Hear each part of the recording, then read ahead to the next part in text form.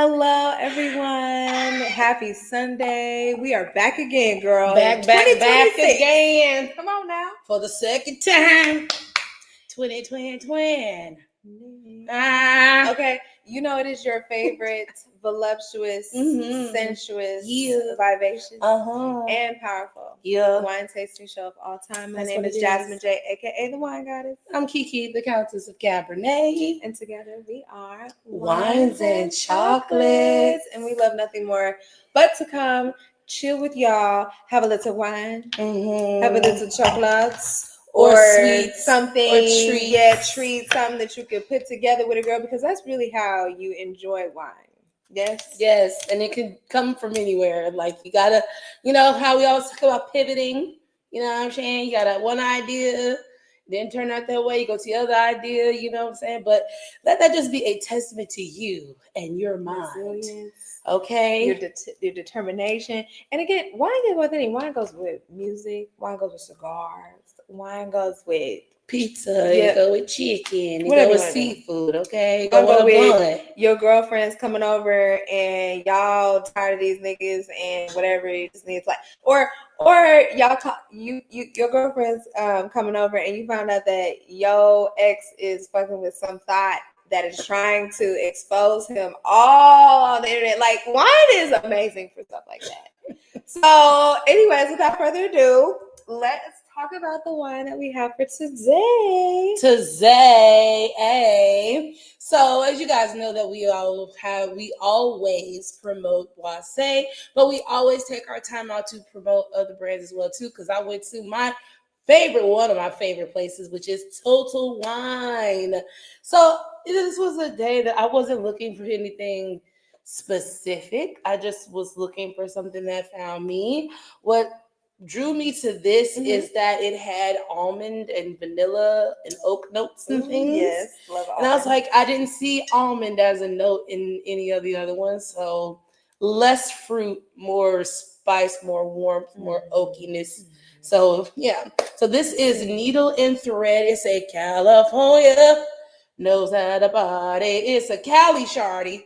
Okay. And it's the Jordan year, 23. Okay, boom. I will say that is the one thing, I'm becoming a big snob about is the year. At this rate, I don't want to drink anything unless it is at least 4 years old. Yeah. You gotta be at least 4 years old, maybe 5. It's like dog years. Yeah, like, you gotta make it to middle. Girl. Yeah, you gotta make it to middle school. You know what I mean, that's crazy. But no, so I'm not gonna lie. The 23? I was like, I guess, like my young thing. My girl's a little bit older, but I still think this will be pretty good. But that was I don't think I've seen anything older than 22. I think that's probably the oldest thing I've seen. So that is the thing about when you go shop in the stores, because it takes at least 2 years of maturation before they can able to put it out. I've seen some 24s. I've seen some 25s. Now, what that really is, girl? I don't know. It's less than a year old. It's about a year old. Yeah. So I'm just, and who knows how long it's been sitting up there. Right. So, so I say all that to say, make sure you buy because we got that old shit. We got them 17s. Yeah. We got them 18s. We got them 19s. Yeah. We got them grown bitches. Yeah. But for Chardonnay, I'm super excited. It says balanced with bright and acidity. So I'm excited to have with our lovely treats that we have today. You want to read the back of it? Oh, yes, I can do that. As delicate as working with a needle and thread, our winemakers developed rich aromatics of Madagascar vanilla bean, almond, and tropical fruits from this Chardonnay, balanced with bright acidity and a round mouth feel. Okay, everybody, round in your mouth. Okay, it's not just, no, it's full in there. Okay, mouth full, mouth feel, round mouth feel. This wine has a long, smooth finish. So yes, I'm excited. I can't with wait. Some Caesar salad. I could just taste it now. Anyways, go ahead. Now, do you want to talk about the sweets? Yeah. So again, you gotta pivot, ladies and gentlemen. But you shouldn't have to pivot because somebody doesn't understand the vision. Yeah. You know what I mean? Yeah. Like, I don't have to say it's probably like the most annoying thing. It's very much cut your nose off to spite your face type of energy. Customer service. Yes, goes a long way. It does, and I feel like it is a lost art, especially because I am in sales. I sell every day. I'm in people's faces every day. So I know what that is like to leave somebody with an experience, with a lasting impression, making sure that you can do all you can, XYZ, right? Yeah. So long story short, there was an order that I would have liked to have been fulfilled, but person just was unwilling to try to see it through. So all that being said, and then I did make my backup plan. I did make my pivot. But then it didn't get got. So then I had to make another pivot. Yes. But thankfully, yeah, I didn't have to pivot too far. Okay? The pivot was in the house with me. Yeah. So what I'm gonna show you guys. This is a different show, y'all. This is a different We've show. never done THC. When I see the reason why we're doing that is because niggas used to have jobs. You know what I'm saying? Niggas used to be scared of people's opinions. Corporate jobs. Corporate jobs. We used to. Niggas used to be scared of opinions. You know what I'm saying? You used to have to try to hide shit. But it's 2026, and we're grown. We're grown. We don't need nobody to tell us what to do. Don't need no permission. Make our own decisions. Did you see that smoking in your car now is like an automatic felony? Oh, in Kansas? I don't know. I think it's everywhere. I have not heard that. Girl, I said, whoa. That's a big one right there. Yeah. Be careful. That is. Yeah, insane. Why won't they let us just leave us alone? So anyway, yes. I have 2 different types of treats in a few different flavors. Okay, I'm gonna start off with these first. See the biggest. Yep. These are Inferno Fluffs. These are 50 milligram. Yum. Cotton candy clouds, guys. Cotton candy clouds. Cotton candy when you were growing up. Come on now. I've never been a big cotton candy person. Back in the day when I was a kid, cotton candy, girl, stop. Get around now funnel cake, yeah, you gotta meet me with the cake. That shit was gone too fast. But we got a cherry flavor and strawberry and a strawberry flavor. To help with that tropical fruitiness. Yes. Next. And then we have waffle cone bites in 4 lovely different flavors. We got Superman. Yep. We got vanilla. You don't gotta disturb it. I remember which bag. We have cookies and cream. I think. And last but not least, I know strawberry. Yes. Okay, gang. Boy, let's open it up now, shall we? As we're opening it up again, we also like to talk a little bit about what's going on in the streets, in the hood, in the ghetto. Okay. Chill out, nigga. All of the things. Not the ghetto. I'm just saying, what's going on in the ghetto, girl? It's a lot. So I saw Celina Powell getting on Beyonce's internet, and she was talking to, I don't even know what podcast she was on, girl, but she was talking to someone, and she got to just spilling tea, talking about, oh yes, Cardi B got a restraining order against Austin, and Culture don't even know who Stephon Diggs is, and she don't even know if that's really, she don't really look at that baby like that's her, but like just saying crazy shit, girl. Crazy. And I just was like, upset. This, how did you not avoid this? How did you not see this being the thing? Like, how do you not see that you are being used?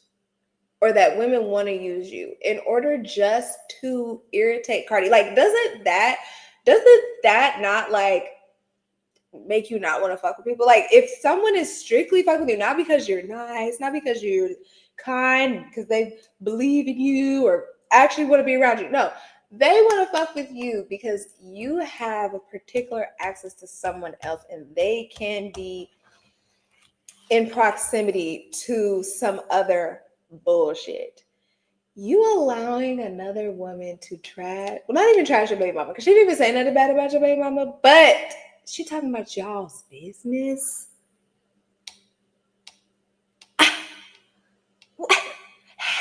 How are you this stupid? No, but really, it's not even really that how are you this stupid. It's just disappointing. It's disappointing because I'm not even gonna say you don't deserve that. Gosh, you do. But your children do not deserve this foolishness. Do better. You have anything? Yeah. First of all, that's very noble of you to give Offset any of the shit that you just gave him. This is a lot like the Stefan Diggs thing to me. I can't suspend my imagination based off of what I know. I say that to say, when has Offset ever been a person of good character? When has Offset ever been genuine? When has Offset ever done anything without a back end? And also, why would this be surprising? Because most people know that when a nigga breaks up with you, especially because here's the thing, ladies, pay attention at the beginning when you're talking to a man. Yes. Because any man that talks down about women or his exes or his baby mama or anything like that, he's a walking red flag. This is, you're actually on the clock, sister. Yes. You're on the clock you to need when to it find to a way when it to get happens away. You're on the clock to when it happens to you. Mm-hmm. So I can easily believe a man as poor in character as Offset would sit up there and talk to anybody who will listen and say even about his own kids. Because here's the thing, men don't give a fuck about these kids, and we have to tell y'all that off the rip. It is about the relationship they hold with the mother. If the relationship that they hold with the mother is trash, they don't give a fuck about them kids' well-being. So yeah, it makes complete fucking sense to me that he would sit up there and tell his new bitch or one of his other bitches or whoever who's, like I said, whoever's willing to listen about how bad of a mother Cardi B is. And then who's to say this nigga's even telling the truth? Obviously. So here's the thing, like, she going on here being chatty patty. You can't even really confirm or deny the shit the nigga's telling you too. So you're a dingbat for that, trying to get clout off of the cloutless, basically, because he's chasing his baby mama around to get the fucking clout. P.U. You feel me? So thank you for that lovely, optimistic view you gave. That was great. That would be different if we were talking about a man who actually had some character. That'd be different, because that's what I said. This whole Stefan, it's like the Stefan thing. We have to be real with ourselves. This is why I keep trying to remind you guys that Cardi B is a fucking bird. This is bird. This is the bird shit. This is the doo-doo remnants of bird behavior. We now have to deal with these trash niggas that you brought to us because they won't go quietly into the night because you don't fuck them no more. Then they gotta bring in the trash. I mean, Celina, come here, come. I believe that you know what you're doing, but I believe that you also want a family of your own one day. I believe that you also want to be held in high regard by a man one day, to the point to where whatever, if you want to claim you, whatever the things. I just don't see you sustaining this, and I don't understand what you think you're gaining, and I don't know if you see how super targeted you're going to be now for if you do decide to try to have your own. Well, correct me if I'm wrong, but isn't she like a professional girlfriend? Because I've heard her name. I think she's one of those. She's in the circuit. Yeah. And girl, again, I feel you know what you're doing. But again, girl, it's not gonna sustain. That's all I gotta say. Yeah, she don't know. She thinks. Yeah, she thinks she knows what she's doing. Because she really thinks don't she's ahead of the game. She She- thinks because that's what people do when they hurt. They try to hurt people quicker than they feel like that they're gonna hurt. And girl, while again, Offset probably did deserve this little hurt. Them kids did not. And you dealing with people that don't give a fuck about these kids. and that's it.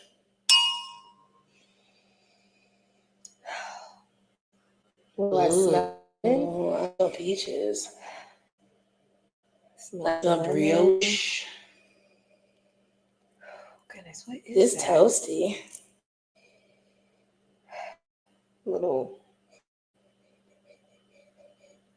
tanky, like a little metally. I smell a little metal. Just a little. Like a grapefruit. Shall we? Yep.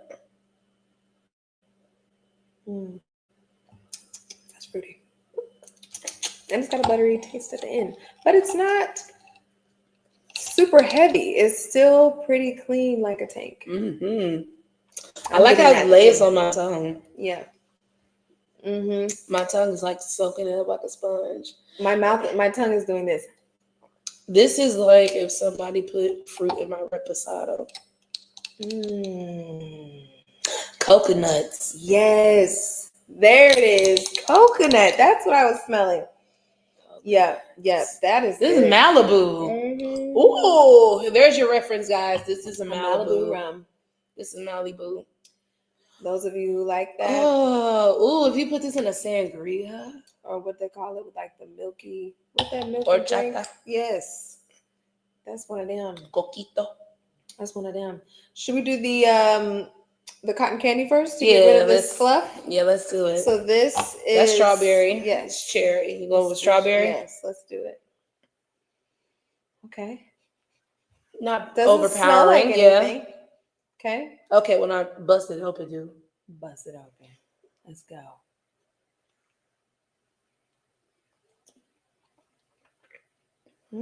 So the trick to any edible, you want to keep it in your mouth as long as possible, like what the goddess is doing. You want to roll it around your whole mouth. You want to focus on your cheeks, up under your tongue, around your gums, because that's all tissue. You can taste a teensy bit of THC, but it's just a teensy. Like this is probably one of the To be fair, this is on. only 50 milligrams, so it's not like super loaded up. Right. Makes sense. Let's try with the wine. With the wine.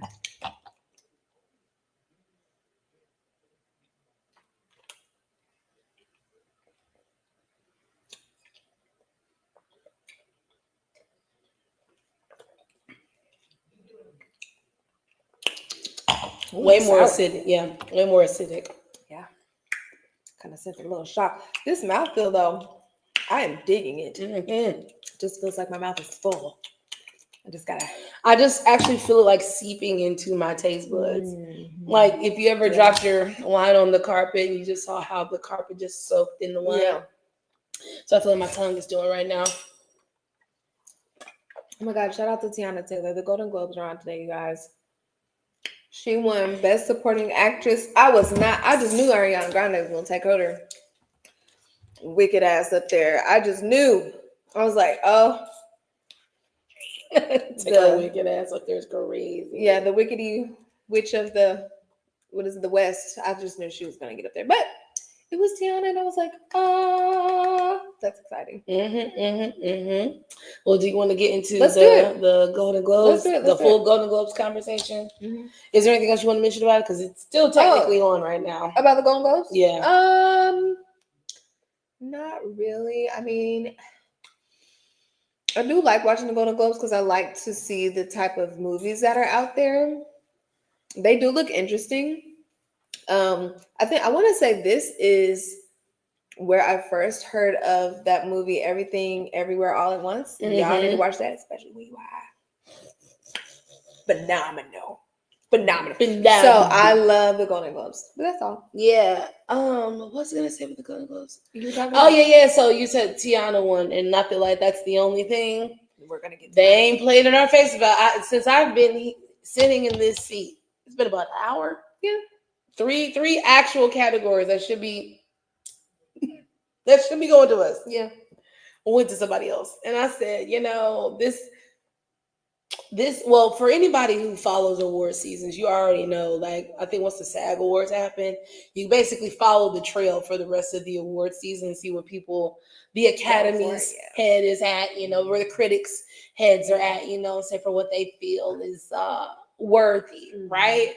And so I think it goes SAG, Critics' Choice, Golden Globes, and then Oscars. I think that's how it goes. Okay.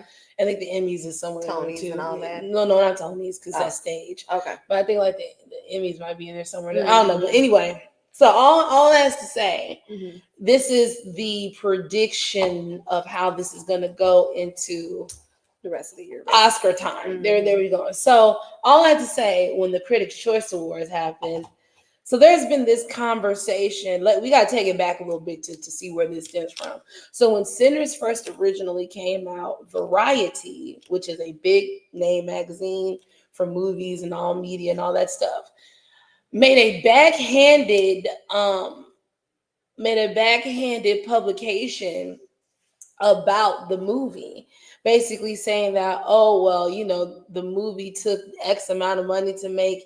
It's only made this amount of money. Like, I guess hopefully you niggas will make your money. Like, that was the air of it, right? And meanwhile, it didn't deserve that. Nobody else gets that when there's nobody else's numbers and things. It's always, like we said in the last show, it's always something when it comes to niggas. It's always something. It's a technicality. You know what I mean? Yeah. So with that being said, right? So then that's still in the air. So then this Marty, what's the name? What's Marty? Not Marty McFly. What the fuck is it? Whatever this ping pong movie is, Marty some shit with Timothy Chalamet. Now, no disrespect, because no disrespect. Timothy Chalamet, he's a cute kid, so I find him endearing, except for that Kardashian girl, or Jenner, whatever, just for that Jenner girl, whatever. But he'll soon find out. Anywho. So that's cool or whatever, but it's just ever since that movie has come out, that's really a nothing burger of a movie. I'm gonna keep it 1,000 with you. It has all this promotion, it has all this money behind it, but it has no social relevancy, has no social currency. What you saying, Mean Girls? You're trying to make fetch happen with this movie. Marty Supreme. That's the name of this movie, right? Okay. Basically, from the clips I've seen, this basically looked like if Forrest Gump didn't have a learning disability. This is what it's giving, okay?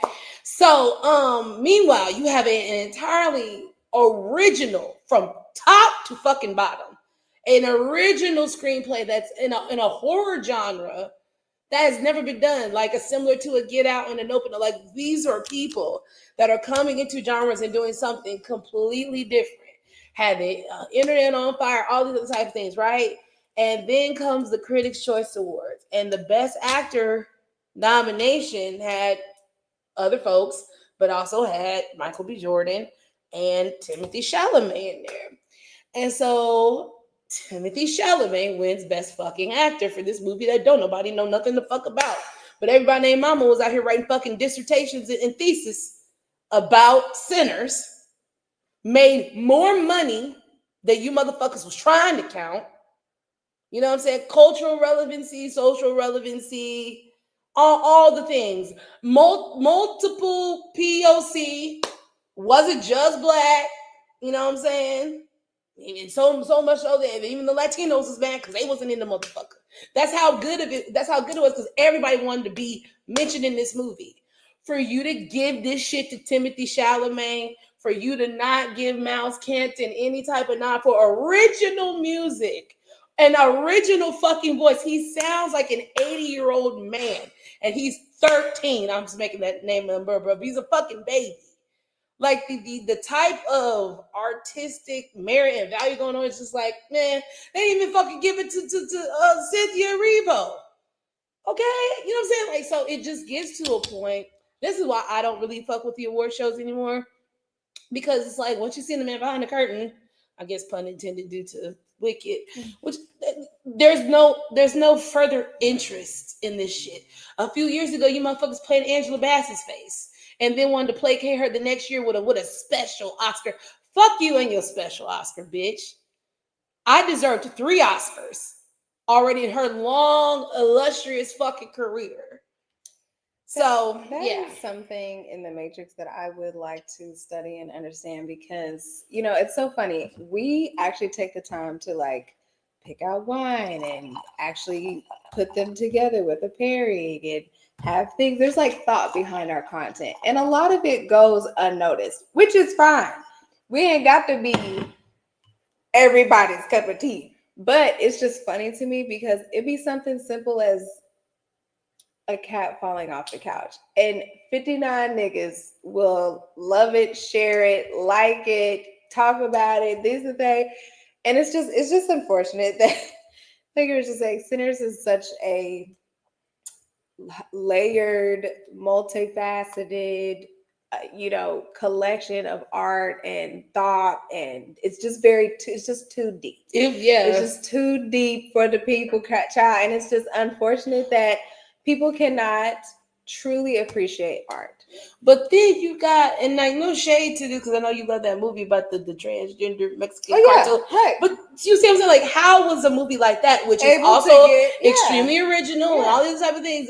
And that was a movie that people didn't even fucking like. Right. People shitted on that movie because they thought the premise was so fucking dumb. Like people just shitted on that movie and they couldn't figure out like, why is it winning all these awards? It's like you have something that is clearly far and away leaps and bounds over all this other bullshit. Let's just be for real. These stories that don't affect everybody, these stories that don't have layers, these stories that are very one-dimensional, movies that are very mediocre. And it's just, yeah. So I don't give a fuck about the awards, quite frankly, because like I said, just sitting here, it's a good thing Tiana won. They probably did that just so the niggas wouldn't burn down the building. And quite frankly, because it's Tiana fucking Taylor. She's so fucking beautiful. Like, come on, her and what's the name over there chit-chatting, her and Leo. They're all bumping arms. And I'm like, Leo, keep your paws off of that. Oh, you don't want that lady. She too old. Keep your paws off. He likes some young and fresh. Fresh and green, child. Like some 23. Basically. Cheers. This is so good. I can't wait to try it with the pretzel. Ooh, now I'm getting syrup. Are you? Like maple syrup. I'm getting apricot. I'm getting lemon. It's very citrusy. Mm-hmm. Look at Julia Roberts. Yes, girl. Still looks beautiful. Still looks the same. Pretty woman. Walking down the street. Shall we do the cherry? Yeah. Let's do the cherry. That did taste like strawberry, by the way. I forgot to mention that. So let's see if this tastes like strawberry. I think I see the THC in it. Oh, yeah. A crystal? I think that's what I'm looking at. Yeah, this is very cherry-like. Yeah. It's a lot more THC taste. Well, strawberry too. Mm-hmm. Yeah.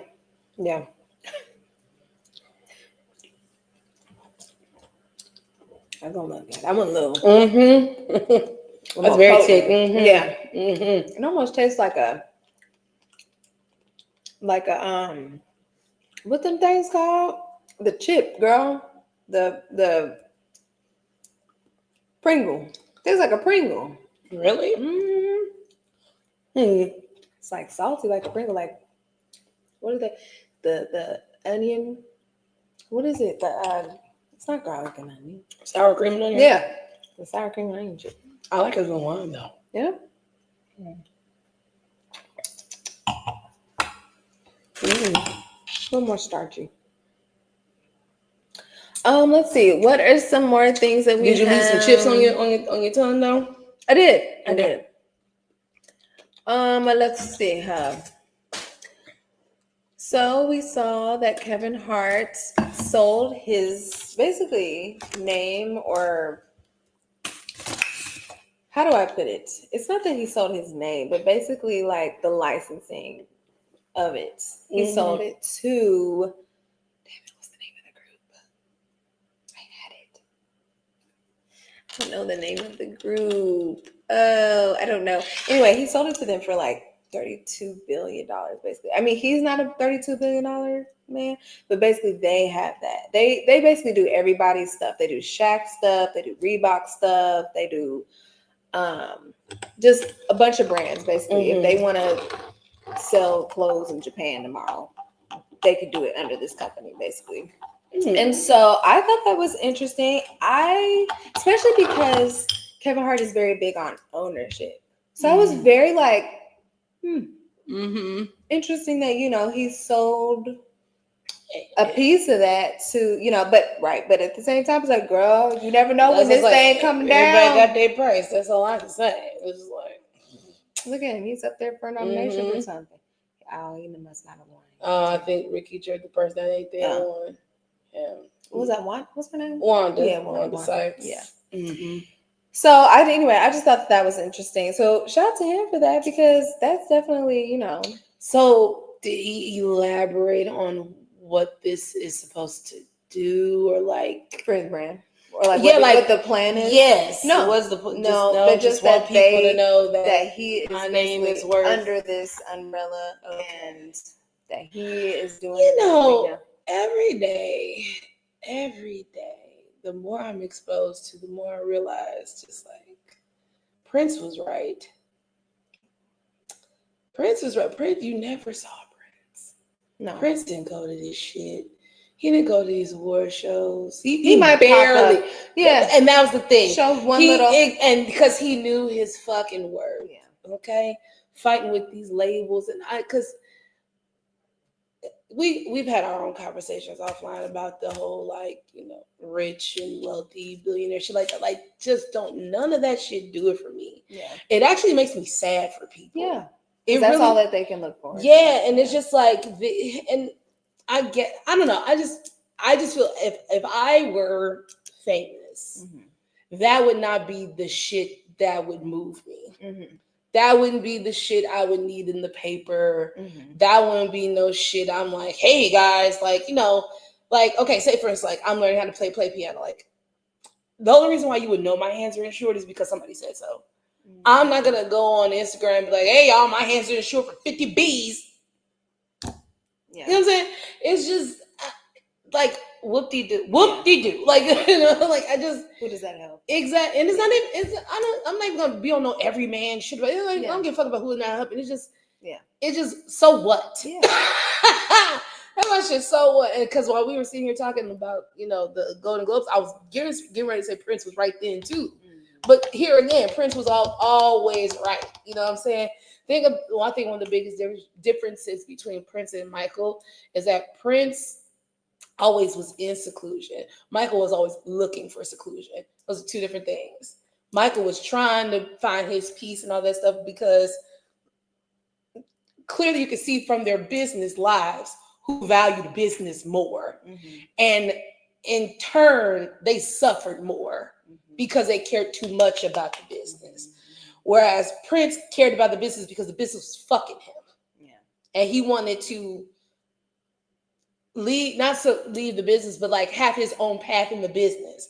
Anybody of any type of note that wanted to work with Prince, or even Prince reached out and wanted to work with them, the first thing Prince would always ask you is, are you free?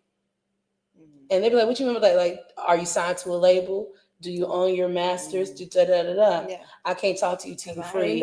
I ain't doing it. And I love that shit. And if more people would just stand on that shit, because if you think of like the millennials as ourselves, we are the reason why you have streaming today. They couldn't do nothing but figure it the fuck out because we wasn't gonna stop stealing. Okay? That's why Beyonce, that's why she changed the whole day that people dropped, because she was like, I could do it the way I've been doing it for 15 years. I could. But fuck that shit. I worked really hard on it. I believe in myself. I believe in my name and my brand. And I'm just gonna drop that bitch. And look what happened. Now all you hoes think you can do a surprise drop. You can't. Okay? You can't. None of y'all are blessed enough to do surprise drops. But all of that is to say, as I'm just wrap this up, like, that's great. That's cool. Take that information and just move on. I fear that too many people are taking this type of information and internalizing it and striving for things that they're probably not meant to do. And it's okay if you're not meant to sing. It's okay if you're not meant to dance. So all that shit is okay, bro. You just gotta figure something else out. But when you chase for things, when to go back to conversations we be having about these people that get caught up in these situations and I wanted my record to come out and I wanted to be in a movie, it all comes down to the attachment and the fear of things. The fear of what if this is my big break? What if nobody ever calls me again? Shit, y'all people do that when they dating. You know what I'm saying? That's why you keep going back to your fucking ex. Because you're like, well, I know he'll answer the phone, or I know she'll take me back, or I know he'll buy me something, or I know that she'll send me fucking her cousin. Whatever it is, okay? Because they already know that you don't value yourself enough you don't value yourself enough, so you value shit that don't matter. Yeah. So, and I think again the bigger an additional part to that is again the whole ownership part of it. I genuinely feel like our intellectual property, our name, is all the fuck that we got. That's all the fuck that we got. Y'all can really keep everything that has to do with the earth in terms of owning it 100%. I'll take a little piece. But just signing over my damn name, if y'all can put on whatever the hell. And then I just thought about this. So all you AI music people, jig is up, bitch. All these AI platforms. Because see, here's the thing. I don't think we had this formally on the show, but we had this discussion off air about the AI musicians and all that type of shit like that. Here's the thing, like the Zanaya Monet girl or whatever, and she has this multi-million-dollar deal. Always just green goddess. I love it. I like that dress she got on too. Yes. But so there's Zanaya Zanium. I don't know what's her name. Some Monet. Yeah. Anywho, but she got a deal with some record label to be an AI artist and all this other type of shits and that, right? And so rightfully so, people who make real music for a living were like, what the fuck is that? Because like, you know what I'm saying? It's all this fucking time we've been putting in this shit. Exactly. Yeah. And then the whole thing is like, even when you listen to AI music, it sounds soulless. It literally does not sound like a human being made that. I don't hear the breaths. I don't hear the pause. I don't hear any type of human shit, right? But she, was big shit, honey. She was like, talking down on her haters and I got this money. And even got into a back and forth with fucking Kehlani. Ma'am, she has a #1 hit single right now. That song be in my head unwarranted at all times of day and night. Okay? I'm just doing random shit and I'm saying, it's just da-da-da, right? So Kehlani, rightfully so, was one of the main detractors about this whole AI shit. This lady took it upon herself to go make an AI diss record. Girl, I was like, what? To a living, breathing professional artist. Only proving her point in the... I never said your name and you taking me out the game. Like, that's how the song went. It was hilarious, girl. This is why that shit can't stand, y'all, because it sounds bad. But anyway, my point is, since we talking about ownership, there is no motherfucking ownership. Even if you get signed to this label, the AI platforms that you use have the fucking paper tied to it. Exactly. So you can go out here and there was another guy. Actually, what's his name? His son, Isaac Hayes Jr. Was basically like, I don't know what you think you're doing. He said, but I'm gonna show you this. He made 3 other songs that sound exactly like her. So here's the thing. You don't own AI. AI does nothing new. It scrapes the internet for things that it has already heard to give you an amalgamation of what it thinks that you want. So even it, and here's the thing, you're still, which is why Kaylani was mad in the first fucking place, because you went and scraped Kaylani's voice. You went and scraped Janae Aiko likeness. You went and scraped all the airy girls, all the soft singing airy girls. Yeah. You went and scraped all of them to make your little project. Yeah. Only for Suno and all these motherfucking AI platforms, because there's a lawyer, right? There's a entertainment lawyer that's on YouTube. If you got 2.5 hours plus to spend and you really want to learn some shit about the music, because she reads all the contracts, she reads all the documents, she tells you what all that shit means. So if you want to get into the music business, you need to follow this lady, because unlike fucking Joel Santana's stupid ass, you need to know how to read. You need to know how to read, you need to know how to comprehend, you need to know how to fucking decipher so you can negotiate the shit that is on the paper, okay? But yeah, you're using Suno, you're using OpenAI, you're using all these platforms to scrape unoriginal ideas, to throw something together, and you're not even going to be able to fucking own it, because what the lawyer said is that they reserve the rights to change the rights at any time, and they can use your shit, your likeness and all this shit in perpetuity and not pay you, because it's not you. It's not you. It's not you. It's not you. And this is even before I started on the piano. Like, it's just a spit in the face to people that actually do the shit. It's way more entertaining and it's way more valuable if I can see you do it. I paid money to see you do some shit I can't do. That's what I paid you the money for. I paid you to make me feel a certain type of way, make me see some shit and do some shit I can't fucking do. I came to you because you can do this, you know? So yeah. 21 Savage can't really shoot anybody. So at the end of the day, it's all good. He would never shoot anybody, girl. No, I know. That's what I'm saying. He's basically AI. So there was something. Oh yes, midterms coming up, people. Midterms coming up. Let's do the right thing. Okay? Now, this man was impeached before, so I don't know that there's going to be anything that comes from it this time. But it would just be nice. It would just be nice to put some sort of something of a stop or some sort of a pause or some sort of a distraction on what is going on, because, girl, they shoot white women in the face. They shoot white women in the face. And white women, first of all, kind white women, not even hollering, screaming, trying to, recognize tears white women. This white woman was so pleasant before she got shot in the face. She was just trying to go home. She's like, I'm not mad at you guys. It's okay. It's all right. Pow! What the fuck? Like, as a black person, you like, bitch, okay, first of all, you was already traumatized with Trayvon Martin. Then he was traumatized with Mike Brown. Then he was traumatized with what's the young lady that died in her house? Anyway, the lady that died in her house, the man that died in his house. We added too many motherfuckers. Okay, right.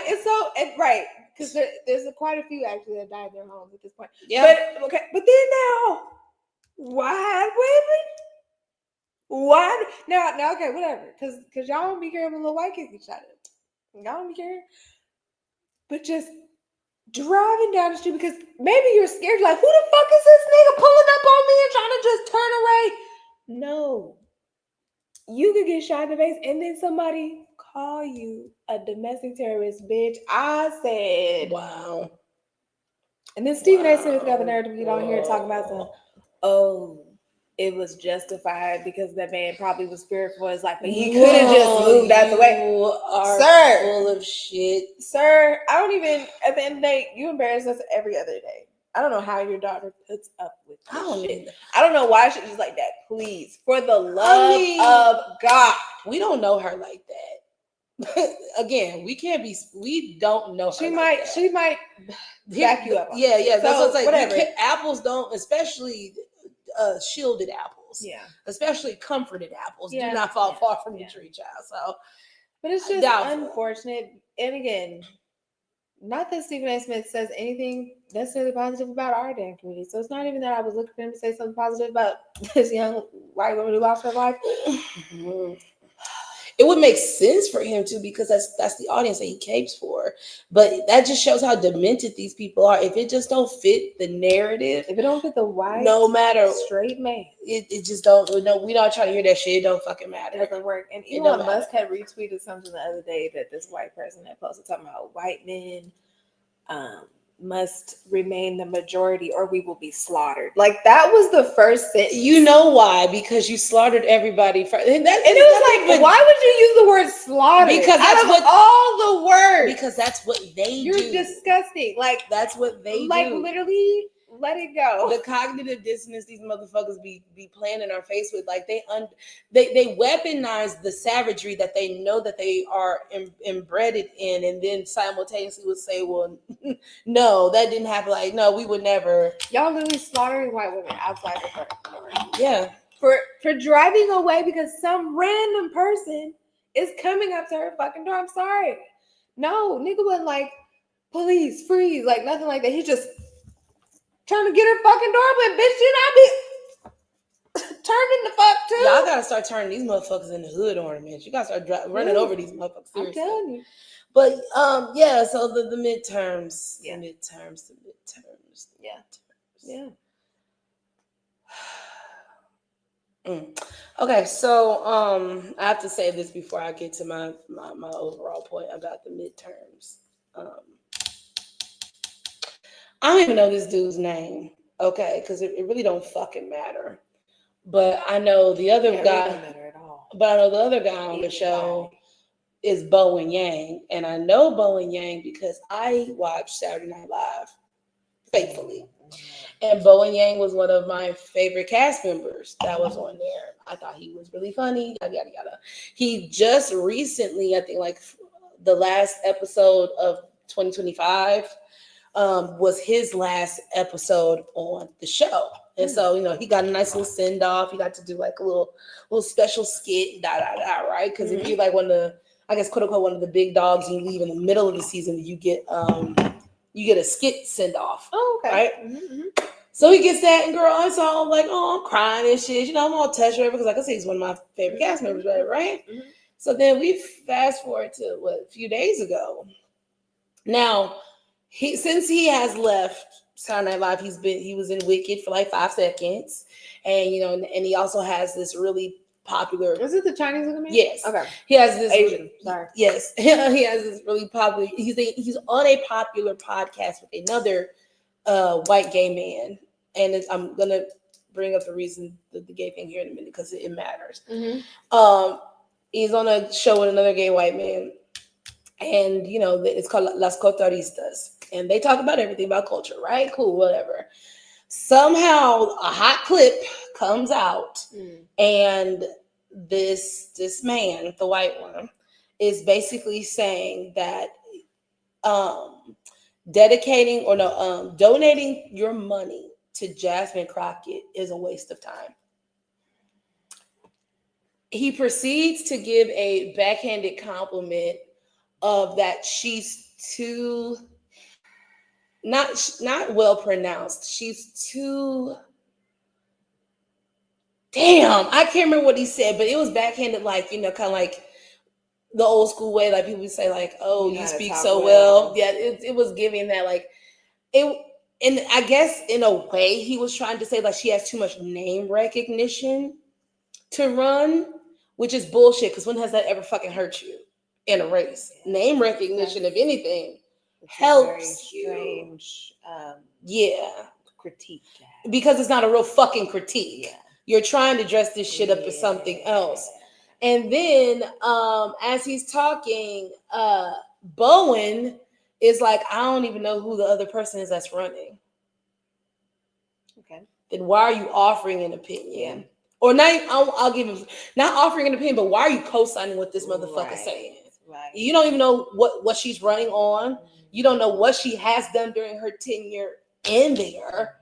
You guys are just basically stating that, because she is the Black opinionated one, that's going to be hard. Because I believe his point was because Texas is a very red state. and it is hard to win. Mhm. And they just gerrymandered them maps and all the other type of shit like that. Fair point. And if Beto O'Rourke, which was I'll say like right pre-Obama, right, he was bubbling like right around Obama, he would have been like the white Obama answer basically. But he's also from Texas. He's been around for a little minute too. Mhm. Pretty solid dude. You know what I'm saying? Ain't too much over there, but. He said, well, basically, Beto O'Rourke couldn't do it, then I don't know how she thinks she can do it. And so basically, he's like, well, I'm interested in this James Tallarico guy, which is basically like a stepchild to the fucking Beto O'Rourke dude we talk about. He is a pacifist. He is a Christian who is against Israel and against, you know, the ICE and all that stuff. He says all the right shit or whatever, but I'm gonna go with the person who I've seen in action weekly, monthly, yearly on that hill. That lady go viral damn near twice a month for what the fuck she be telling them folks up there with the truth and with receipts. And this is a person that actively is against this president, this presidency, this administration, and the shit that's going on. To protect your gay rights that they're so quick to try to get rid of because they said they think that you are an abomination, but you want to sit up here and still talk shit about the very Black woman, or I should say culture of Black women that you steal everything from. Everything about you as a gay man comes from Black women and Black gay femmes.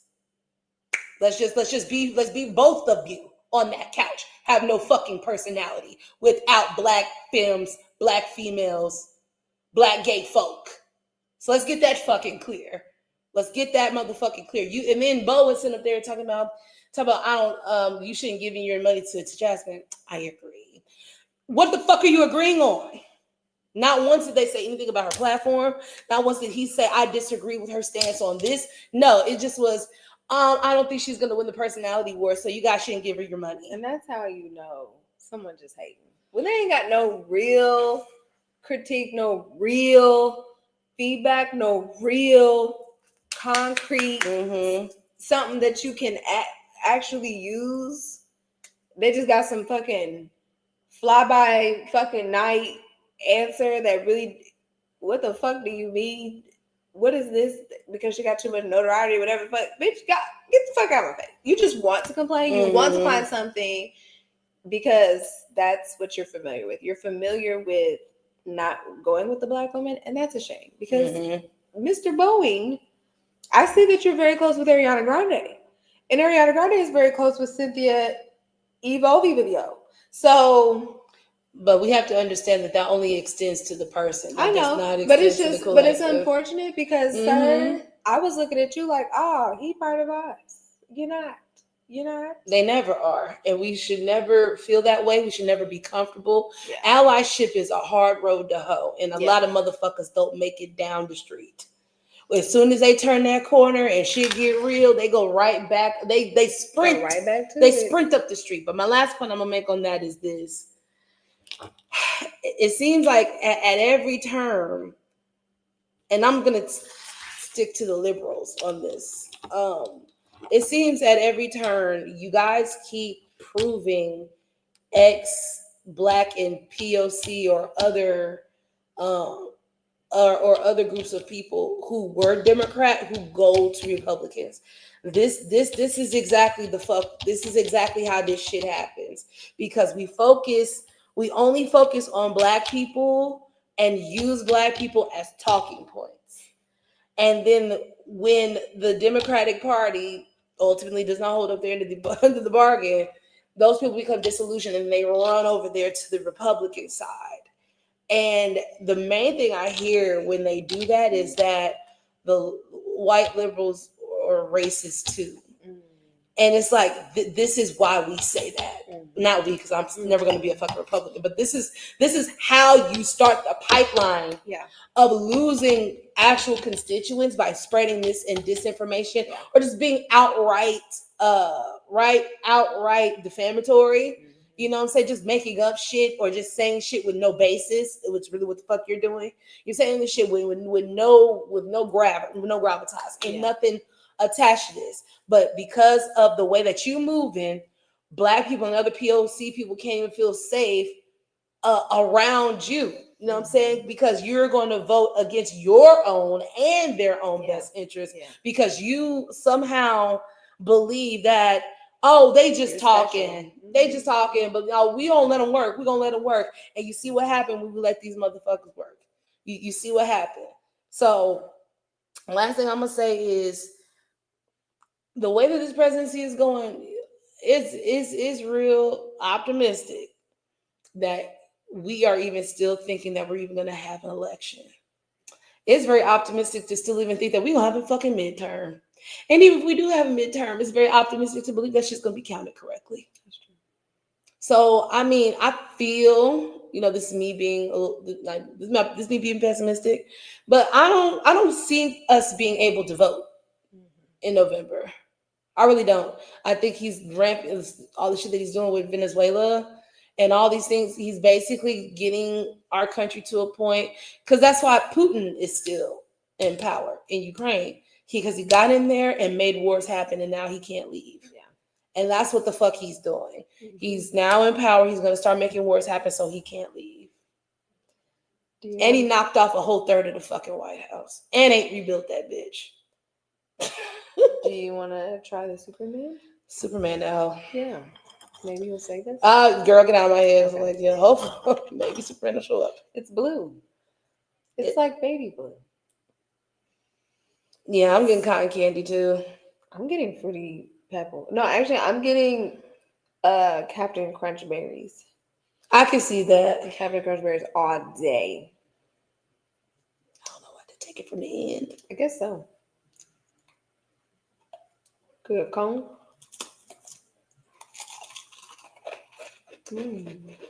Ice creamy. Very cotton candy. It's like sherbet. Kind of what's the one thing we like? Not marmalade. What is it? Oh. Not mascarpone. Marzipan. Marzipan, yes. Mascarpone. I was like, that's a cheese. Like, no, that's not it. No, it's something else. It's getting marzipan. Okay, yeah. With a little strawberry.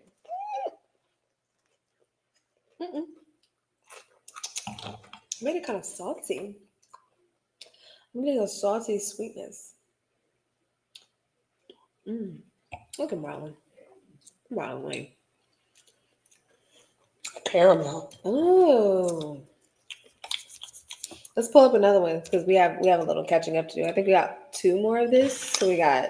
And then we got our pretzel. Yes, then we got pretzel. You want to do a pretzel? No, yeah, we can do pretzel now. Let's do pretzel. This is the Stellar Pretzel Bites, everyone. I love pretzels. You want to hear a funny story? Yes. So my mom, several months ago, comes home from a trip, and she said, "Have you heard of these pretzels?" I said, "What pretzels?" She's like, "These." And so she shows me the little bag. So I guess this is the new airline snack that they give folks, right? It. And so she's like, "You have these?" I was like, "No, I'm had it." So she tried it. I tried one. Yeah, it's pretty good. And so she's like, "Yeah, girl, I love these. I love these. Cool. So I'm out and about today. And I'm walking around and I see that bag. And I'm like, "Oh, I'm going to go visit my mom later. Let me get her this, bag of pretzels that she like, whatever." And I'm not going to tell you what the voice said in my head when I picked it up, but just know that there was a voice in my head that, I was like, "Nah, I'll be all right." Yeah. So I get them. I walk in the house with them. And I said, "Here you go." She's like, "Oh, Kiki, I don't know."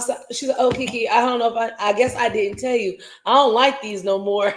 Oh, boo. Well, and I said, "What?" She's like, "Yeah." She said, "Basically, once I went through that whole bag, I think I just kind of like ate it out. Yeah, she's like, I was over it, but I was like, "Oh, damn." That flavor anymore. And that's when I said, "You know what?" When I picked up the bag and started walking out, the exact words was, "I don't eat these no more." Those were the exact words I heard in my head, and I was like, "I was like, nah, she still like these." Wow. But she be wishy-washy. Yeah, you're very intuitive. The girl, that shit was crazy to me. I was like, Wow. The fuck is in my head? The fuck going on? A drip. These also taste like sour cream and onion. Heavy on the onion. Or Funyun. I'm I'm getting Funyun. Well, that It's been a while since I had teeny bit of sweetness. I like it. Yeah, teensy bit of sweetness. Very delicious. With the wine. Oh, butter. Butter, butter, butter. Can I get bread? I get bread and butter. It's like garlic toast. Garlic toast.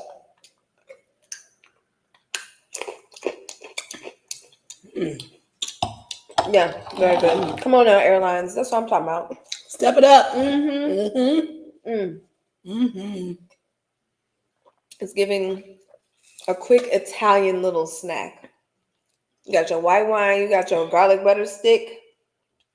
And okay, sometimes they little garlic bread be stale. So it kind of reminds you of a pretzel. Ciao, Bella. Delicious. Thank you. Cheers to all of you. Thank you so much. Please like this episode. Go on YouTube. Subscribe to the Wines and Chocolate Shows, please. The Wines and Chocolates Show. S is on both. Yes, we would show.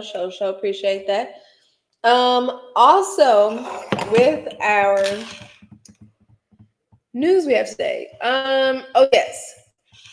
So Aiden Ross has calmed the fuck down. He has received the message from the community that we don't. Certain niggas we just not gonna play about. Certain niggas, you look. R. Kelly, Bill Cosby, certain niggas, it's like, okay, you might can like say certain things, but some of us, you best back the fuck up. Back the fuck up, calm the fuck down, change your tone, check your tone. All right, now you say what you want to say. That's what the good parents say. They're like, you say whatever you want to say, but it's how you say it. Check your tone. Don't be talking about some what, huh, all that, no, yes ma'am, yes sir, all the things. But saying all that to say, I'm just really glad that at the end of the day, at least he was able to come to that understanding and he didn't fight it. Now, I don't know. Yeah, I will give the rest because it ain't go as smooth as that. But yeah, go ahead. I'm just saying that from what you told me, it sounded like he was receiving the message, and I can just only be grateful for that because you could be like Drake and just being mad all day, and while Ice is going around shooting people in the face, you have a album called Iceman. I don't know what's wrong with you, sir. I don't know what's wrong with you. I didn't think of that at all, man. Just disconnected. Child, Iceman here. Oh my Lord.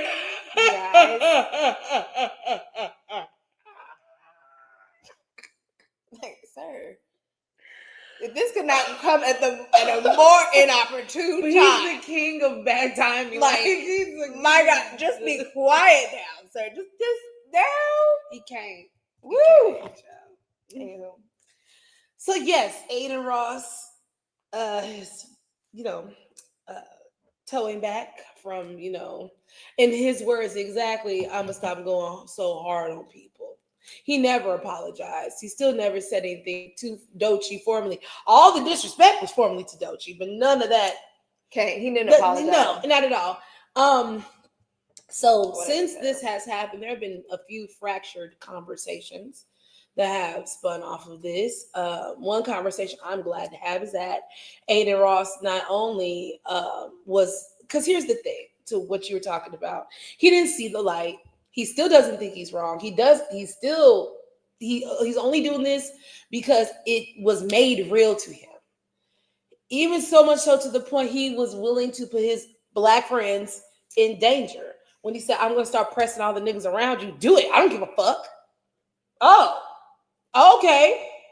And then subsequently, a few days ago, a few of his streamer friends were out somewhere, I think in the Bronx or whatever, somewhere in New York, because not only was Doechi being dissed, apparently another rapper named Lil TJ was being dissed during this whole thing too. And little TJ, I believe it's from New York or whatever. And so Cuffham, one of the black friends that be around Aiden's, been talking the most shit about this little TJ guy. And was basically saying, like, I'm gonna pull up in your city, you ain't gonna do shit, because they think the internet is not a real place when it very much can stop being online and be for real. So yeah, long story short, they were out somewhere and then pop, pop, pop, pop, pop. Some shots just started ringing out in their direction while they were on live. Okay. Now this I'm not saying it's got anything to do with the glasses, anybody, whatever. But my thing is, it's the same thing that it's the same thing that Kendrick told Drake. You was even having people ask about me, like, you literally putting money on my head. He said if that money would have gotten in the hands of a crash dummy, it would have jeopardized me and the family who loves me. Case in point, you can't go around saying this inciting type of shit, not thinking that somebody that is completely unrelated won't take up the mantle for you. And that's also what Glass is trying to motherfucker tell him. Just like, it could be me, it could be any fucking body. You know what I'm saying? So there's the one piece. The other piece is that come to find out, he is not well received amongst the other wealthy white YouTubers and streamers in the space. He has only been able to be received by black streamers that he helped put on. Because I didn't know I Show Speed and Kai Cenat kind of came up through him. I didn't know that part. So, but you see where those two people are. You see where the fuck he is today. And they're not taking nobody's calls, okay? So with all that going on, so come to find out that you only have motion in the black streaming world because this is off the strength of you being the white man that they helped, but you set up here and foolishly let them eclipse you. So now you sit up here running after niggas that you put on. Okay, they're not fucking with you. Mr. Beast don't fuck with you. Fucking XQC, they don't fuck with you. Like, all these white notable streamers also don't fuck with you because white people can put up with a lot, but it's a certain type of you're a nigger lover. That too, but it's a certain level of degeneracy that white people just like, you know what? No.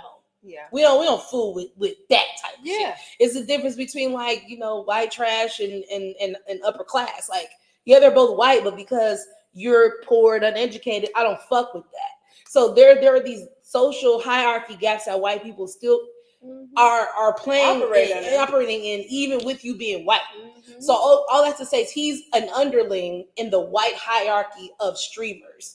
For him to have the name that he has and make the kind of money, you still need niggas at the end of the day. And you 100%. Thought because the niggas you was around don't like black women, that you could not like black women loud, and that it was gonna loud, proud, now we'll take it from these niggas. But but wait, and that's another conversation that sprang up too, because Van Latham and I forget her name, something Lindsay, but they on their podcast, they were talking about the situation too, and it's basically what I said last time on the show, that Aiden Ross is black man's fault. The black women, you can't connect one black woman to this nigga. No, we never can, because it's always niggas at the scene of the crime, because you all allow white people to come into the space, the same shit that happened with this whole Rory situation. You let white people come into the space, feel validated, start making opinions that they have no power to carry, and then they feel like they can start playing the same reindeer games that we motherfucking play. And so that was her basis of her whole argument, and she was very detailed. She mentioned the type of black men. She mentioned the names of the ones that she was talking about. She said that basically these type of black men are making you all look bad, like all that type of shit, whatever. Van decided to make the conversation, to internalize the conversation. And so the points that he was making were moot for this point. The points that he was making about, not lumping all black men together, the dangers of differentiating yourself or standing up in a way that Glasses did, like all these things are risks and, this blah, blah, blah. Great. Understood. That's not what the fuck the conversation is about. Yeah. She clearly kept saying these types of black men who let white men do this. Yeah. If she's not fucking talking to you, then why are you internalizing it and getting emotional? Why are you taking us off the subject? Why do we have to keep moving the onus from Black men taking their rightful accountability in this situation? Because you all are the men, you are the gatekeepers, you are the ones who created this genre that we the fuck up in, even though white men are reaping the benefits. However, because of that relationship, if you even think of just the music industry as a whole, it's always been white person finds talented Black person, brings Black person out of obscurity, takes them to the next point, and then that Black person owes them something for the rest of their motherfucking life. And at any point you cannot complain. At any point you cannot say this is wrong. At any point you can't say anything. More often than not, you're probably getting fucked in a contract at some point. Yeah. That you probably couldn't fucking read. So I'm sorry. So that puts Black men in the hole of always having to chase. So then you get these white men who have the mindset of, well, other niggas getting fucked, I might as well get my cut. Yeah. And I might as well, play the game and play the system, but you're still gonna the fall. problem. Yeah. And you're still letting these motherfuckers think that because I gave you some bands or I put you on my stream and now you up and popping that I can now do whatever the fuck I want to you and people, or nobody around deserves respect. And then you start being like, well, I'm not here to police nobody because at least I'm getting paid. You sound like an OnlyFans girl. True indeed. So that was another conversation that fractured off this whole thing, and the thing I did agree with Van about was because while this was going on, I was like, this is great because I'd never heard it. I've only maybe heard of Glasses Malone in name. I'd never seen what he looked like. Never heard his voice. So he is new to me. You. Yeah. Right. So I don't know about this nigga. So I just see him as, this Black man standing up or whatever. But then there is another guy I like to watch called FD Signifier. He makes some really good YouTube essay videos. And so he was on the panel with him, I think maybe a few days after the initial, stop talking about that lady shit was happening. And his whole thing was just this happens because motherfuckers don't get introduced to hands. You got to start beating the fuck up out of people so they'll understand the respect level. Anyway, so on FD's thing, he was like, yeah, when he was talking that shit, I was kind of like, he said, but nah, fuck that. I understand it, but I get it. What the fuck was he saying? He said, yeah, and he's like, I already saw, you guys showed me some clips, so, there's a lot of work to do. And when he said that, I was like, because again, I don't know this nigga, right? And I think it's good that you stepping out, but as soon as you the man that steps out, you got to be Martin motherfucking Luther King, you know what I'm saying? Because the first inkling you do anything that goes against you talking all this Black power talk or whatever, and then you don't give that next Black woman that same type, you know what I'm saying? So crazy. So that was the thing I did agree with Van on. It's just because once you start othering people, you do deify and you do some shit like that. But as long as you keep it on the point, which is what she was trying to do, and not make that shit, because it's the same thing about as women, we've had to sit through years of this red pill shit, years of this save yourselves Black men shit, years of this I don't like Black girl shit, sat through the years of fucking terrorism on Twitter, you know what I'm saying? Years of the shit, right? And at no point was there a differentiating of Black women. Even when Black women were sitting around telling you, that's not all Black women. We all don't want this. No, because see, all y'all did. And again, you want shit that you don't give.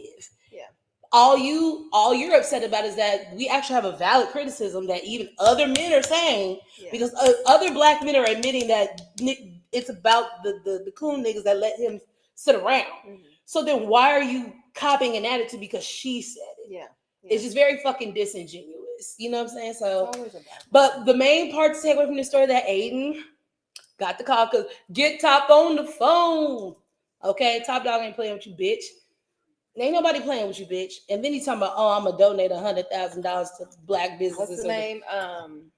Whack can't save you. And fuck Whack 100. Whack can't save you, sir. Fuck Whack 100 and all niggas like Whack 100 because meanwhile, I appreciate Glasses Malone, but for you to be on the same level of gangster where that nigga gotta respect you, I don't know how the fuck I'm not pressing this nigga. Yeah. And that was the other conversation. Why is it such a big deal when a white man does it? Yeah, why does it have to be a big deal when a white man does it? Black men have been doing this shit for eons. I feel like, they have also been able to play in the reindeer games of fuck black women too, especially DJ Academics. Like it made me think about the whole Megan thing. Megan didn't get none of this. Yeah. Megan didn't get not a piece of this shit. And she got shot. Yeah. Doechi got some words. Yeah. Right. But it's also because of what they represent in men's mind. And also because she's with TDE. And it was against a black man. And there it is. A black man that had connections and relationships with multiple people throughout the industry who were willing to be like, hey, girl, I'm sorry that happened to you, but yeah, we got to get this. These niggas was writing letters to get him free so they can work on his fucking mixtape. I just saw that Michael B. Jordan lost also. Oh, yeah. Of course he did. I told y'all. I don't know who that man was. That's why I don't fuck with this shit. What else we got, friend? I think that's it. The last two things we have. So let's get to our... Which is which? We have our cookies and cream. Which one is and vanilla. That's vanilla. That's cookies and cream. Okay. Which one you want to do? Let's do vanilla. Okay. Yes. This is giving very vanilla. I think so. No? I do kind of smell cream cookie with this. What are you getting? Oh, fuck it. They both know the same, quite honestly.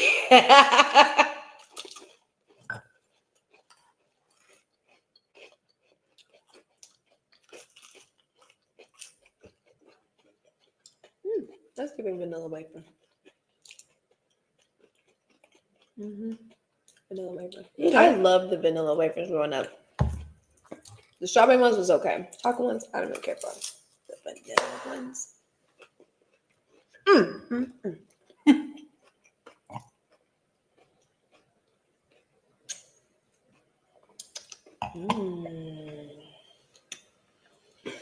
Oh, yeah. It's more graham crackly. Oh, yeah. I like it. I like that a lot, too.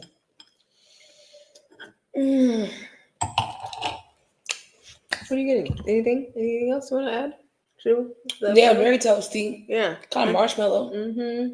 Toasty marshmallow, for sure. So we have integrated a new segment of the show.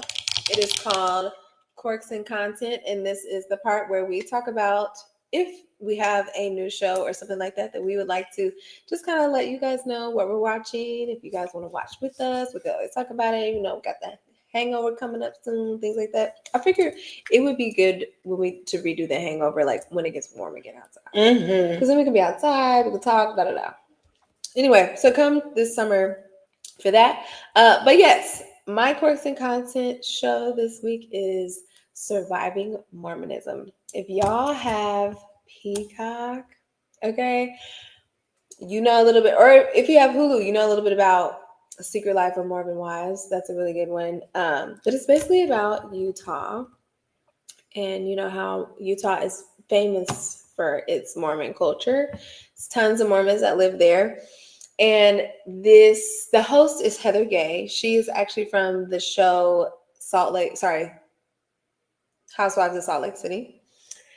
And she basically, when she joined the show, she wrote a book called Bad Mormon, and it went to #1, like New York bestseller list or whatever. And after that, a bunch of people reached out to her who were in the Mormon faith at one point and have either done, gone through some sort of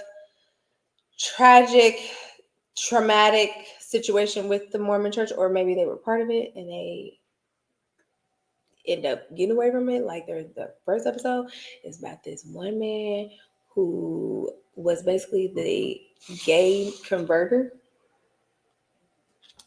Basically, they had conversion therapy for the gays child. And I was just like, oh my God. So anyway, basically after like 30, 40 some years, he came out. Mm-hmm. Well, actually, he divorced his wife and then someone outed him. So anyway, he talks about that on the show.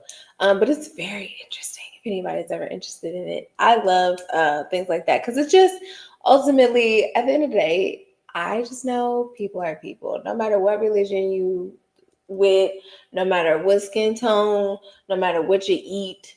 Okay, we all put our pants on one leg at a time. We all stinking in the morning. Like we gotta brush your teeth. Like everybody ate shit. So, anyways, I just think it's interesting to hear those stories. But yeah, that's my content. Go check it out. It's fun. Well, it's not something I'm actively watching right now because it ain't on, but I want to talk about it because What I is do it? like the show and I hope it's coming back on.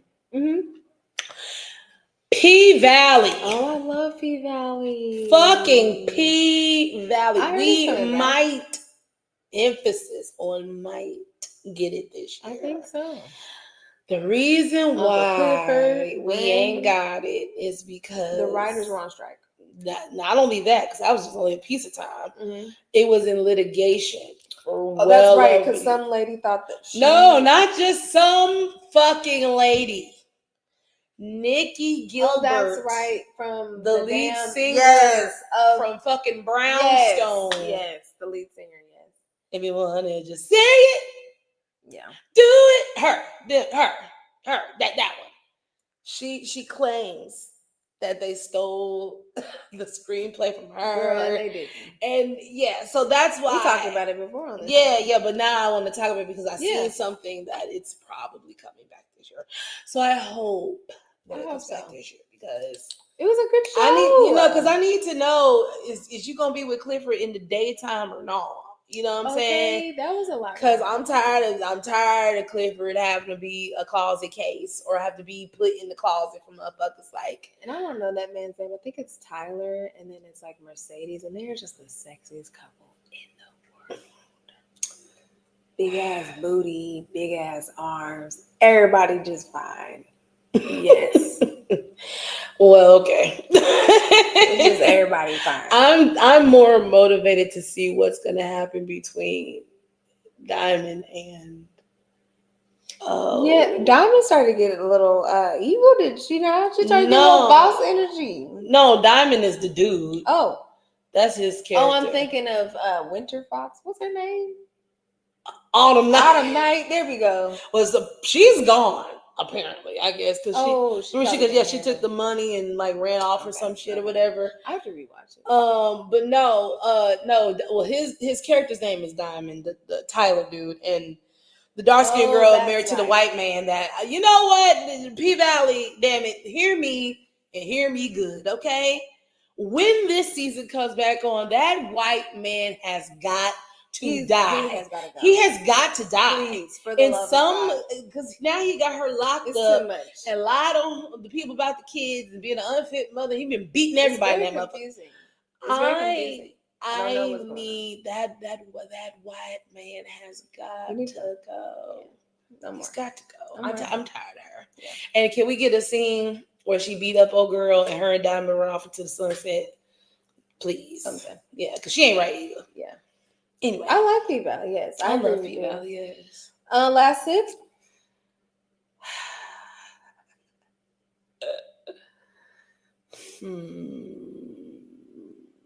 I thought I had one earlier. Shit, I can't remember. Just stop letting motherfuckers play in your face. Yeah. Just stop it. Just stop it. If you see the signs, you're more than likely not wrong. Yeah. Just patterns. Yeah. Believe the patterns, good or bad. Believe the patterns. Recognize the patterns. But yeah, don't let people play in your face. Don't play in your own fucking face. You know what I'm saying? If it sounds like something you can do, if it sounds like something that you like, hey, I wouldn't mind You know, I don't normally do this, but the situation calls for it, you know, something like that. And I mean, I was kind of hanging on to like, no, like, oh, okay, you're not even trying to. I said, show. I said, I mean, the whole thing. Yeah. Yeah, no, you're going to need to do that. Yeah, okay. So, yeah, just tell them people, bro. Mm-hmm. Agreed. I like the whole not playing in your own face thing. That's a big one. That's a big one. Mainly because for my last sip, I would like to mention how I just launched my first book. You know, it's a huge testament to not playing in your own face. There is a chapter in there where I discuss how scared I was, nervous, self-doubt, all the things that I felt when I first started the podcast. And this is Puff Chronicles, by the way, not Wines and Chocolates. Puff Chronicles in the previous life. And that was really the catalyst that started everything. The wine business, the modeling, the hosting, all those things. And I remember just thinking like, I don't know that I can do this. I don't know what I'm doing. I'm in Kansas City and but I didn't play in my own face. And as much as I was nervous, scared, all the things, I'm writing in my book how when it all started, I don't know if you remember this. You probably remember this. Mm. When we first started doing the show, we were drinking, or at least I was drinking, E&J. Yes. Do you see that face? That's the face. Because just the bottom, okay, of possible just good taste or anything like that, right? Nothing it was doing. awful. That's what we're drinking on the show. Fast forward 5 years later, no longer doing the show, but you know, deep in the wine business game, creating, you know, more shows. We've modeled, we've done stuff on social media and all those things. It didn't even dawn to me that when I met Gina Gallo, the face of E&J. You didn't tell her? You didn't tell her you kept her in business? Like, No, I didn't. The face and heiress of E&J. I met this lady and know her. That's Jean Charles' wife. You know, Jean Charles, and knowing him, we have pictures with him. Like, he's great. We know him personally. That would have never happened. None of that would have ever happened if I didn't stop playing in my face, actually go after what I wanted. Nowhere near where I want to be, but writing this book really helped me recognize how far I've come. And really, it feels like it's just been like that, to be honest with you, girl. Now that I feel like it, like now I really looking at it like, damn. 7 long years, but it's really been a blast. So, with that said, for my last sip, to add to not playing in your own face, cheers to From Goof to Goddess, the radical transition, and available now on Audible. Okay. Books, bitch. We've got one more left. Oh, hold on. Okay, let's eat that. Okay. We believe this is cookies and cream? I think.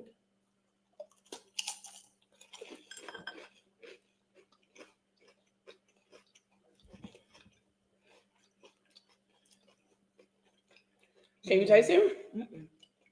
Just tastes like vanilla. Nothing. I'm not getting nothing. Just like ice cream. Mm-hmm. It's definitely creamy. But no cookies. Yeah.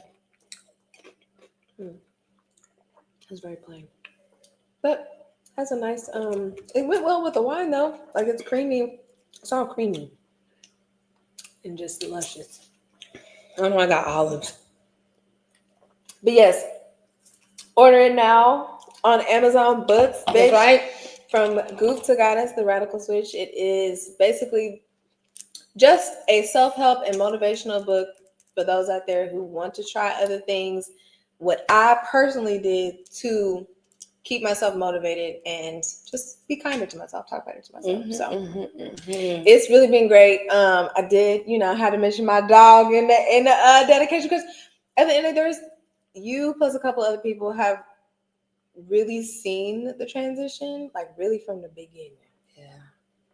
From the beginning. That ugly beginning. No, but really, it was just at the end of the day, there was some dark times, bro. Dark. And when I say you helped keep a smile on my face and helped keep me just keep it on going, girl. Like, you definitely did, girl. And so I was like, put my dog in there. But yeah, shout out to my family. Shout out to, again, my mentors, my friends, and all that. Because, bro, like, swear to God, like, when I first started this whole thing, I was like, I felt like I was losing everything. That's really how it feels. You're just losing friends. You're losing family. You're losing your job. You're losing just all these things. But then you gain so much. You gain so much. And that, I think, is the thing that people don't stick it out long enough to see it. One of the biggest things, like I talk about it as my weight loss, is like, that was the first time I ever was like, I'm going to do this for a whole entire year before I give up, like genuinely. And like every day when you wake up, you're like, you feel like you're going to have the motivation or whatever. But when you don't see no fucking progress, you're like, bitch, fuck this shit. Right. I don't want to do this no more, Right. But at the end of the day, it's just like every single day you just use it to change 1%, just 1%. And to my surprise, apparently that is a whole Asian philosophy called Kaizen, where it's just small little baby steps. Just as long as you do 1 push-up today, you do 2 push-ups tomorrow, you do 3 push-ups the next day. So, order now, you all. Do all the things. That's it. And Sinners just lost for Best Picture. Playing in the Face is complete. All right. Well, would you want to rate this really fast? This wine is definitely like an 8.75. Yes. I loved it. I like this wine. Come on, Chardonnay. 13.5. Needle and thread. I'm feeling good. I am too. It's ready to smoke time. Now, as far as the cotton candy fluff, cool, novel idea. I like strawberry better. Cherry. I actually welcomed the THC taste in the cherry. Yeah, because I wanted something to bounce off of this wine, so I wanted to see how that was going to taste. As far as the waffle cones, I'm going to say that surprisingly Superman was my favorite. I was going to say the same thing. Wow. So Superman's my favorite. Yep. Everybody else can go to hell. I won't go that far. Excuse me. I did enjoy the vanilla or cookies and cream, whichever one it was with the wine. It's probably at the end. Yeah. No, the vanilla one. The vanilla one. Okay. Because I guess the cookies and cream one was okay. That one gave me olives. Oh, okay. But the vanilla one, that was the one. The Superman one gave us rum chata. Yes. With the coconut. Yeah. Yeah, definitely giving coconuts all day long. Well, friends, that wraps up another episode of our amazing show. Yes. Let's see. Any church announcements? I don't think so. Oh, yes. We have our Valentine's Day coming up. That's right. Valentine's Day, girls. Insert to pop up right here. Bam. Yes. Yes, you can first of all, you get to taste some 90 plus point wines. Okay. That good expensive shit. Okay. Some real upper echelon, some real excellent, some real exclusive access. We're also going to have some crudité, some charcuterie. We're working on some, how we're going to get all that together for you guys. But then we're also going to have some daisy bracelets for our girls, because we're going to give you a gift to celebrate our abundance and our excellence and just all of the great things that us as Black women, yes, we do. So that way we can link up, link arms, be connected to one another, and to each other, yes. Even outside of the event. So if you ever have your bracelet on and you see your girl outside, you just I see you, girl. That's it. I see it's a calling card. You know, it's a way to see your 92% in action. Sister. Because that's really what it's about. It's to celebrate our 92% sisters and the friends of our 92% sisters. Because basically, if you got a 92% friend, I'm going to assume that you voted correctly on your side as well too. Okay. Let's do it. So, do it again. because the only thing that Black women need to know right now is that this is not our fault. Girl, thank you. This is not our fucking fault. Black women, and this ain't our fault, bro. Because no matter who the Democratic nominee was, we were still gonna give them 92. Yep. We still was gonna give them 92. Check all the numbers. Anything but this. Anything but this. So yeah. We hope you all enjoyed this episode. Please like, share, comment, subscribe. Check us out on YouTube at the Wines and Chocolate Show. Email us at winesandchocolateshow@gmail.com if you have a pairing that you would like for us to review on the show. Please follow us on all things. Go again to the YouTube. You can click the links to again follow us and become a member to our wonderful wine clubs. And with that being said, my name is Jasmine J, aka the Wine Goddess. I'm Kiki, the Countess of Cabernet. And together we are Wines and Chocolate. And we'll see y'all next Sunday. Sunday fun day, B. Bye.